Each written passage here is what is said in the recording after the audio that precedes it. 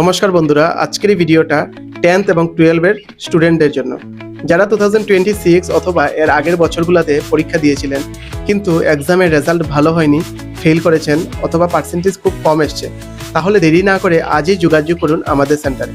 কেননা আমরা ministry of education এবং কপস লিস্টেড বোর্ডের সাথে কাজ করছি, যেখান থেকে আমরা সেন্টারের মাধ্যমে আপনি পরীক্ষা দিয়ে 100% পাস গাইডেন্স সহকারে এখান থেকে আপনার রেজাল্ট কমপ্লিট করতে পারবেন এবং আপনার সার্টিফিকেট সেন্ট্রাল গভর্নমেন্টের বিভিন্ন চাকুরিতে, স্টেট গভর্নমেন্টের চাকুরি অথবা প্রাইভেট সংস্থাগুলোতে আপনি 100% দিতে পারবেন।